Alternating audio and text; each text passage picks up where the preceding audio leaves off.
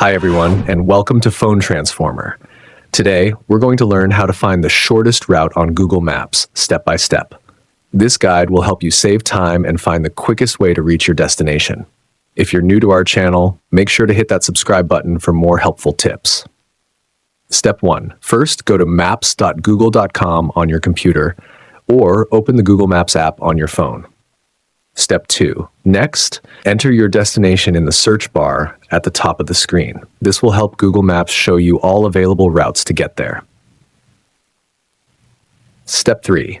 Now, click or tap on the Directions button. It's usually right below the destination you entered. This option brings up the different routes and allows you to set your starting point.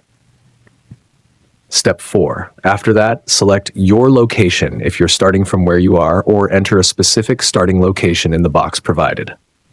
Step 5. Then, click the car icon if you're driving. Google Maps offers several options for transportation, but choosing the car icon ensures it shows you the driving routes. Step 6. Finally, you'll see different route options. Look for the one labeled as the shortest or with the least distance indicated, and select that route. This is the quickest way to reach your destination. Thanks for watching, and see you in the next video.